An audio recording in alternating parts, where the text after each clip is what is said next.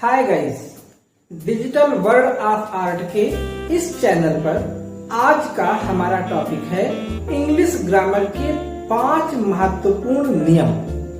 ये ऐसे नियम हैं जिनके बारे में अगर आप नहीं जानते हैं तो आप ग्रामर में कहीं ना कोई गलती जरूर करेंगे। इसलिए मैं उम्मीद करता हूँ कि इस वीडियो को आप अंत तक देखेंगे और वो 5 बातें आप बिल्कुल अपने मन में बिठा लेंगे ताकि इंग्लिश ग्रामर में आपसे कभी कोई गलती ना हो।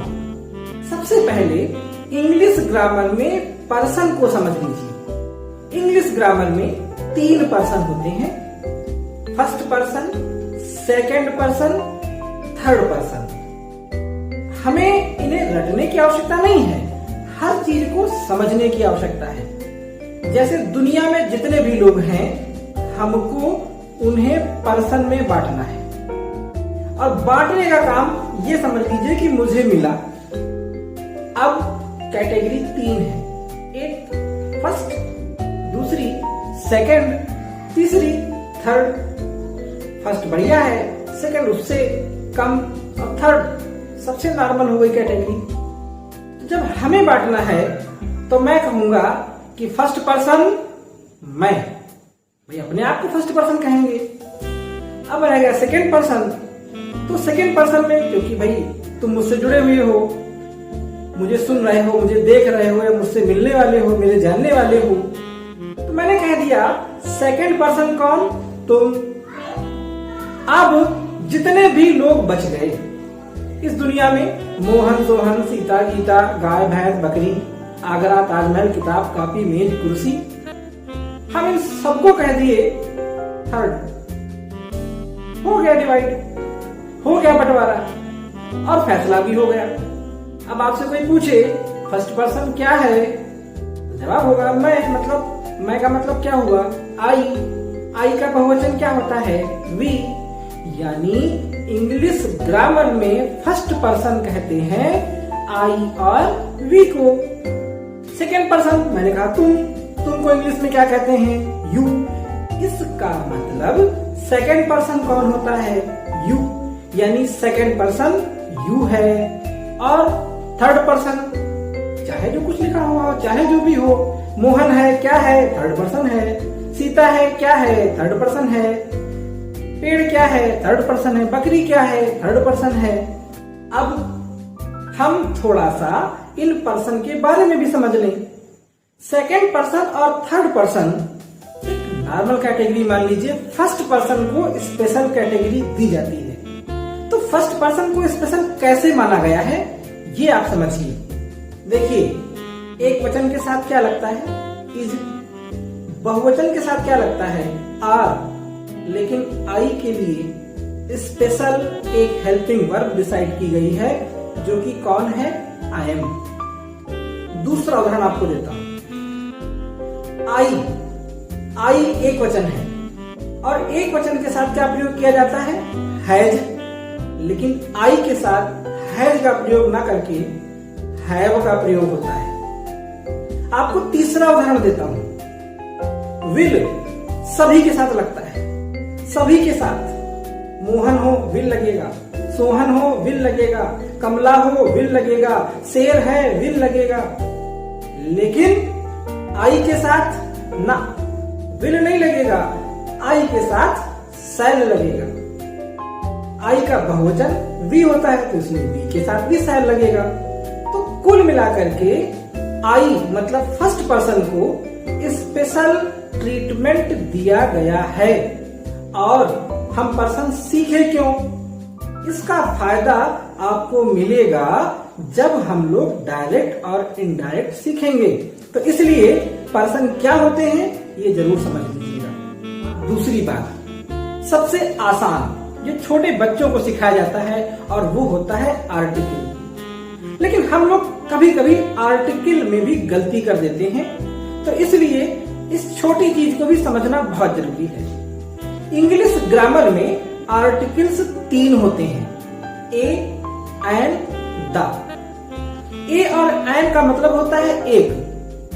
सिंपली हम लोग जानते हैं कि जो शब्द कॉन्सोनेंट वाले अक्षरों से प्रारंभ होते हैं उनके पहले ए लगता है, और जो वॉवेल से प्रारंभ होते हैं, वॉवेल मतलब ए, ई, आई, ओ, यू, जो इनसे स्टार्ट होते हैं उनके पहले क्या लगता है?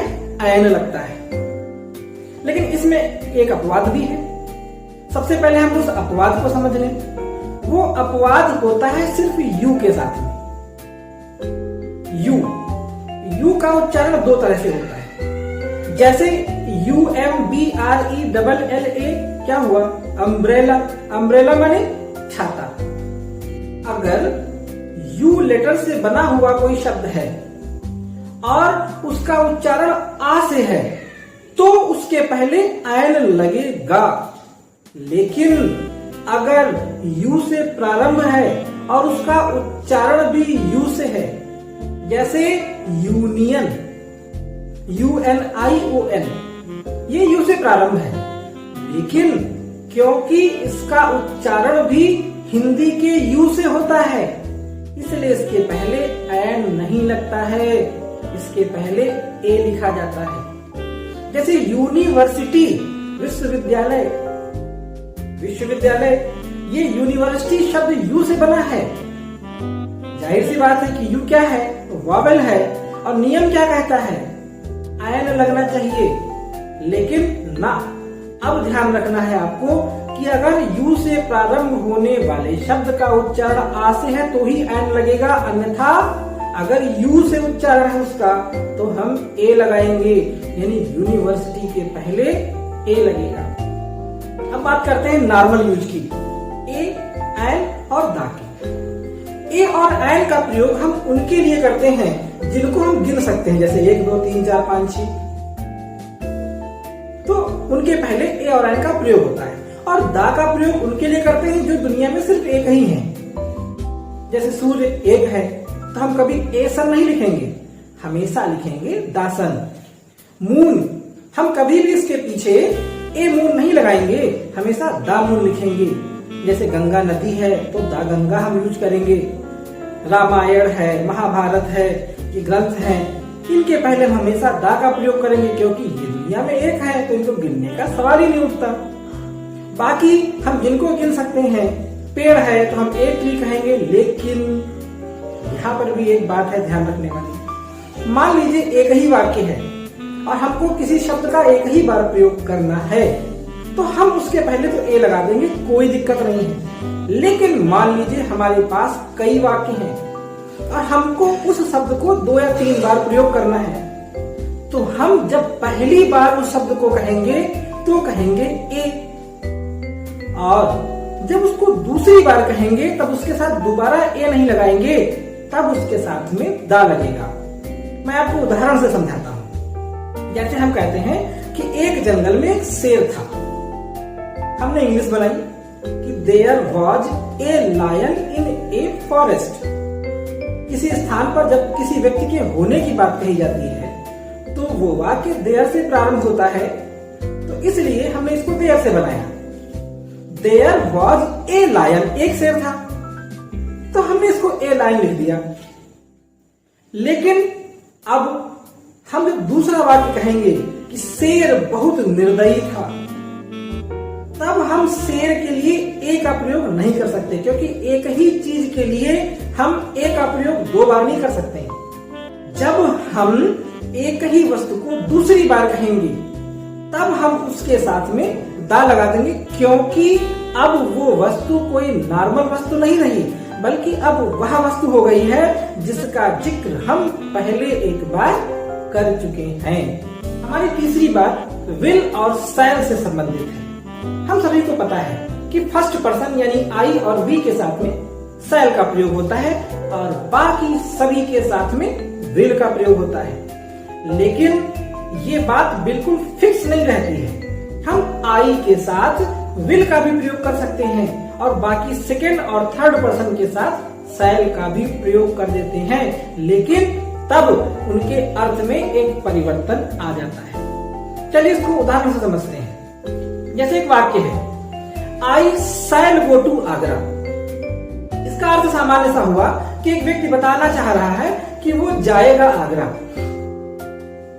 ये उसकी अपनी एक सामान्य सी बात हो गई। लेकिन अगर वो कह दे कि I will go to Agra, तब इसका अर्थ ये होगा कि मैं निश्चित रूप से आगरा जाऊंगा या मैं आगरा अवश्य जाऊंगा। मतलब यहाँ पर उसका दृढ़ निश्चय दिखाई देगा। अर्थात अगर हमें जब कभी भविष्य के किसी दृढ़ निश्चय को दिखाना होगा, तब हम लोग विल या शैल की अदला बदली भी कर लेंगे। हमारी चौथी बात का संबंध भी विल या शैल से। नियम ये कहता है कि एक ही वाक्य में विल और शैल का एक साथ प्रयोग कभी नहीं हो सकता है। साथ ही साथ एक ही वाक्य में 2 बार विल का प्रयोग नहीं हो सकता है, 2 बार शैल का प्रयोग नहीं हो सकता है। अब ये गलती होती कैसे है, इसका एक उदाहरण समझिए। मान लीजिए एक वाक्य दिया गया है। वाक्य कह रहा है यदि बारिश नहीं होगी तो मैं विद्यालय जाऊंगा। अब आधी बात में क्या कहा गया, यदि बारिश नहीं होगी, हम लोग कहेंगे भाई ये तो फ्यूचर टेंस है। और बाकी की आधी बात में कहा गया कि तो मैं विद्यालय जाऊंगा, ये भी फ्यूचर टेंस का हुआ। तो हम लोग कैसे अनुवाद बना बैठते हैं कि if it will not rain, it के साथ विल लगेगा, कामा लग जाएगा। फिर आधा वाक्य बनाएंगे कि आई शैल गो टू स्कूल। तो हमारा वाक्य ऐसे बनेगा कि if it will not rain I shall go school. अब गलती कहां पे हो रही है कि हमने आधे वाक्य में लगा दिया विल और बाकी के आधे वाक्य में लगा दिया शैल, और हमारे वाक्य में ग्रामर की एक बहुत बड़ी मिस्टेक हो गई, हमारा वाक्य ही गलत हो गया। तो अब इससे बचने के लिए हमें क्या करना है, तो ये बात याद रखिएगा कि जब कभी भी एक ऐसा वाक्य मिले जिसका आधा हिस्सा फ्यूचर टेंस, बाकी का दूसरा हिस्सा भी फ्यूचर टेंस का हो, तब हम पहली कंडीशन या शर्त वाली जो बात होती है उसको प्रेजेंट इंडेफिनिट में बनाएंगे, और जो अंतिम कार्य होगा, अंतिम वाक्य जो होगा, उसको फ्यूचर टेंस में बनाएंगे। तो इस वाक्य का अनुवाद कर लेते हैं। If it does not rain, इसमें डज लगा देंगे, इसको प्रेजेंट इंडेफिनिट बना देंगे क्योंकि ये शर्त है, कंडीशन है। और अंतिम वाक्य क्या है कि मैं विद्यालय जाऊंगा। तो हम इसको कहेंगे if it does not rain I shall go to school. तो अब मेरी बात समझ में आ गई होगी। तो इस गलती से भी ग्रामर में बच के रहिएगा।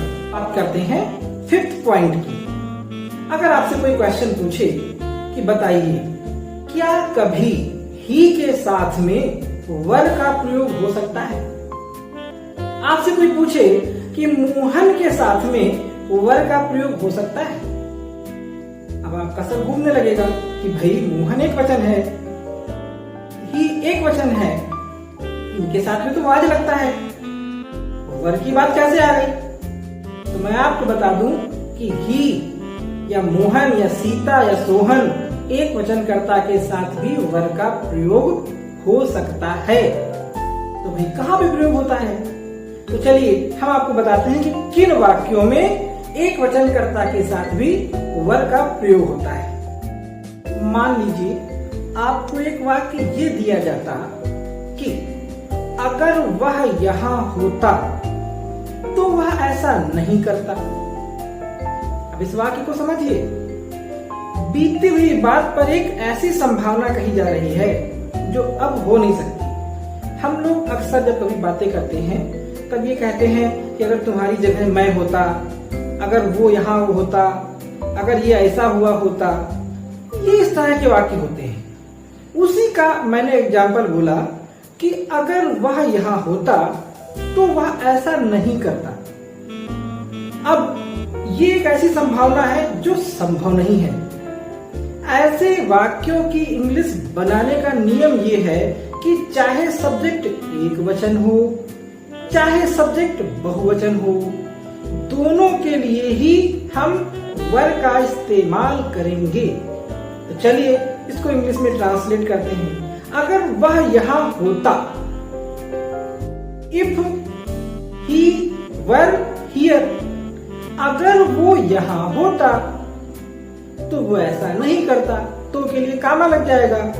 He would not do this, would not do नहीं करता, संभावनाओं में would का प्रयोग होता है। He would not do this, अगर वह यहाँ होता तो वो ऐसा नहीं करता। तो जैसा कि मैं उम्मीद करता हूँ कि मैंने ग्रामर की जो बारीक बातें बताई हैं वो आप लोग अच्छे से समझ के हमेशा अपने दिमाग में रखेंगे, ताकि आपसे कभी भी ग्रामर में इस तरह की गलतियां न हो। ग्रामर सीखने वाले के लिए ये सब बातें याद रखना बहुत ही जरूरी होता है। छोटी छोटी बातों को सीखे बिना हम कभी भी बड़ी चीजों को नहीं कर सकते हैं। मैं दिन रात आप लोगों के लिए मेहनत करता हूँ, अच्छे से अच्छे वीडियो बनाने की कोशिश करता हूँ, और बदले में आप लोगों से सिर्फ इतना चाहता हूँ कि अगर आपको मेरी वीडियो समझ में आते हैं तो कृपया मेरे चैनल को सब्सक्राइब करके बेल आइकन जरूर दबा दें, और कोशिश करें कि ज्यादा से ज्यादा लोगों तक इन वीडियो को भेजें, जिससे वो भी हमारे इस चैनल से जुड़ सकें।